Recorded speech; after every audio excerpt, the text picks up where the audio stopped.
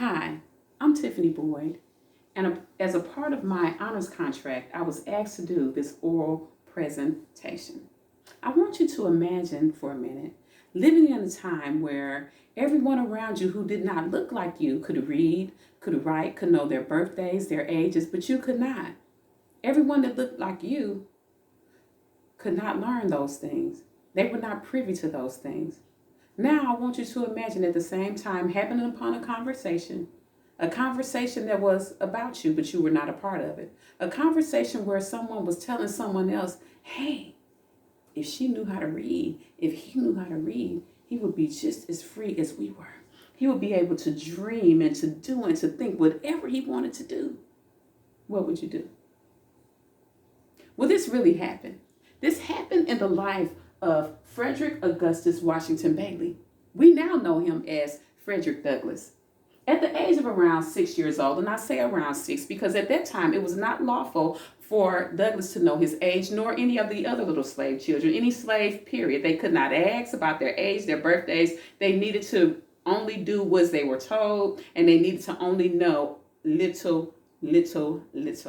It was actually a growing belief that a literate or a slave that was able to read was a dangerous slave. He was sent around the age of 6 to live with the Auds, where Miss Sophia Aud, according to Douglass, taught him the A, the B, and the C. When she finished teaching him how to learn his letters, she began to teach him how to read 3 and 4 letter words. Well, her husband caught her one day. And she wasn't trying to do it behind his back. She just was doing it out of a good and honest heart. Douglass actually praised her in his book for being just so wonderful and so beautiful and so sweet and kind, unlike any other woman like her that he had met in his life. She just treated him with love and made him happy to be around her. But when her husband, she was not, Douglass said, she was not tainted by the ugliness of slavery.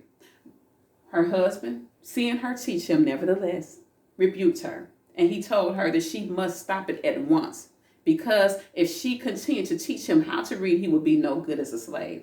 Now, in a study within the transformational power of reading, they talked about a person getting a better perception of themselves once their reading was improved, and how that it was true when done, especially at an early age. Now, however, reading could be improved at any stage in life. It was just better if it was done at a young age, and again, you would have a better perception of yourself. Well, both of these were true in the case of Douglass. Douglass, at that time, he was 6 years old. Her husband telling her that did not stop Douglass. It did not hinder him from trying to read. In fact, when he heard those words come from her husband, it kind of opened up his imagination to like, okay, I know it's something in this. It's something in this reading that I must get, because he does not want me to have it, and it has to be something locked away in this for me.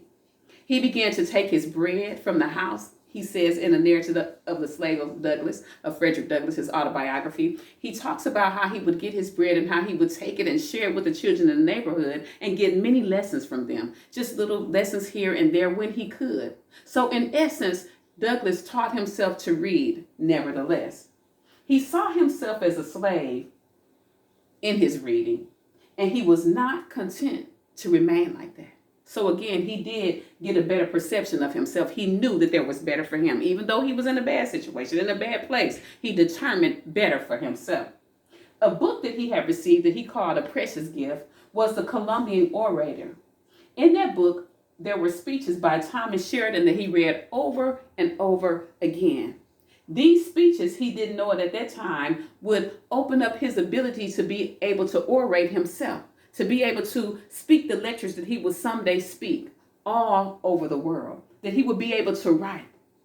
In 1838, Douglass escaped slavery, but there was something going on before he did escape. In 1831, after the rebellion that was led by Nat Turner, there was legislation passed in states that banned even teaching a black person to read, to write, or to spell. You would get fines. It was deemed, if a meeting was held where any African Americans were being taught to read, it was illegal. So you could not do it. It was just forbidden. Nevertheless, Douglass in 1838 escaped slavery, and in 1841 he met Lloyd Garrison, who was the editor of The Liberator, and he encouraged Douglass to start his career as a lecturer. Douglass did well, and he went and he did lectures here and in England and different places, and he was well received. His book was a bestseller that he wrote in 1845, Narrative of the Life of Frederick Douglass. And again, it was his autobiography. It was his story about the things that he witnessed, the things that he endured, the horrible pangs of slavery. A book that when I read, I could barely read without crying. I could not even imagine living in that time. I could not imagine someone doing another human being like some of the things that I read in that book. It was horrible, especially the things that were done to children, to women. Just unthinkable, unbelievable that one human being would treat another like that.